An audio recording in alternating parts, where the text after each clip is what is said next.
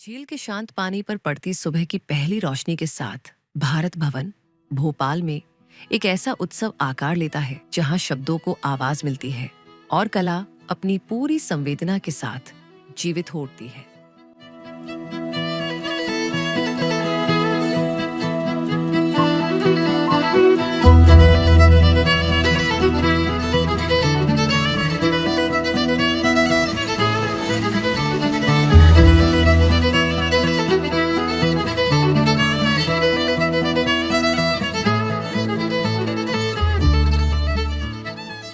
Bhopal literature and art festival 2026, जिसे BLF के नाम से जाना जाता है। 3 दिनों तक चलने वाला यह उत्सव केवल एक आयोजन नहीं, बल्कि साहित्य, कला, संस्कृति और विचारों के बीच एक जीवंत संवाद है।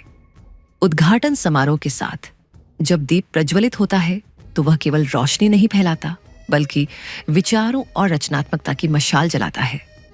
BLF 2026 में भारत की विविध सांस्कृतिक विरासत को संजोते हुए जनजातीय कला को विशेष स्थान दिया गया, जहां गोंड और बैगा कलाकारों के शिविरों में पारंपरिक चित्रकला, hand print work, tattoo art और जीवंत प्रदर्शनियों के माध्यम से पीढ़ियों से चली आ रही कहानियां सामने आईं। नमस्कार, मेरा नाम गुजराल सिंह बघेल है और मैं बस्तर छत्तीसगढ़ से हूँ।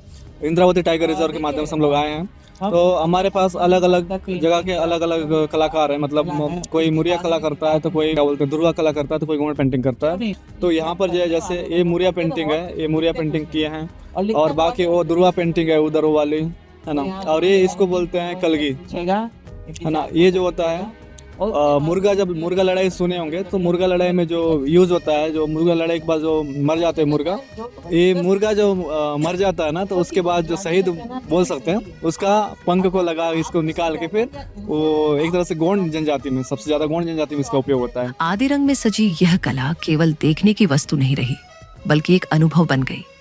इस फेस्टिवल के 5 प्रमुख ऑडिटोरियम अंतरंग, आदिरंग, यंगरंग, वागर्थ और रंगदर्शिनी अपने अपने आयामों में साहित्य और कला को मंच देते रहे, जहां अंतरंग में नाट्य प्रस्तुतियां, स्किट्स, स्पीकर सेशंस और क्विज प्रतियोगिताओं ने दर्शकों को सक्रिय रूप से जोड़ा। वहीं यंग रंग ने युवाओं को अपनी आवाज रखने का अवसर दिया।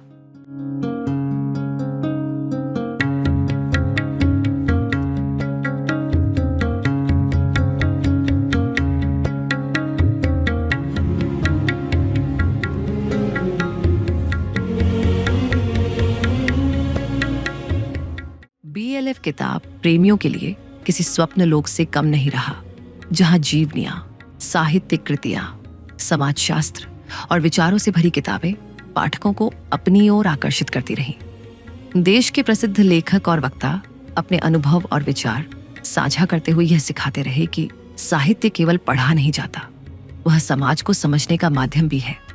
BLF 2026 का सबसे यादगार क्षण पहले दिन देखने को मिला, जब प्रसिद्ध गायक, गीतकार, लेखक और अभिनेता पीयूष मिश्रा ने अपनी पुस्तक तुम्हारी औकात क्या है पीयूष मिश्रा के लोकार्पण के साथ मंच को शब्दों और संवेदनाओं से भर दिया।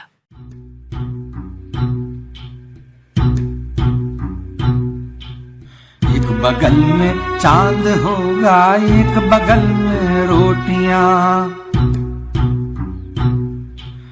एक बगल में चांद होगा, एक बगल में रोटियां, एक बगल में नींद होगी, एक बगल में लोरियां, हम चांद पे। दूसरे दिन भारत भवन के बाहरी परिसर बाहिरंग में आयोजित शाम कलाम ने फेस्टिवल को संगीत से जोड़ दिया। चुक चरखा गली दे विच डावा ते माया तेरे लेखन नू, चुक चरखा गली दे विच डावा ते लोका पाने मैं कत जी, तंग तेरी यादां दे खावा ते लोका पाने मैं कत जी, तंग तेरी यादां दे।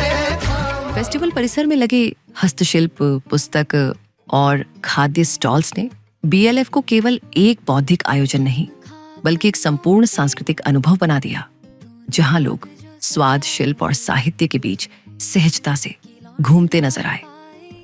Hi guys, it has been a very wonderful event.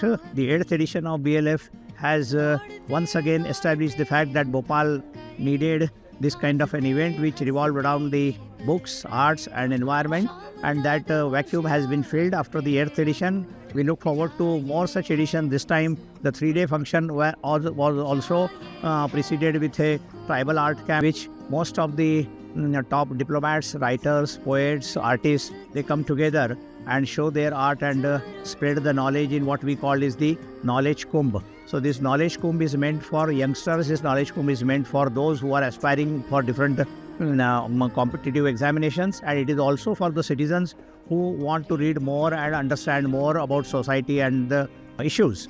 इस बार BLF ने परंपरा के साथ आधुनिक तकनीक को भी अपनाया, जहां सीमलेस रजिस्ट्रेशन प्रक्रिया और सेशन रेटिंग जैसी सुविधाओं ने दर्शकों के अनुभव को और बेहतर बनाया।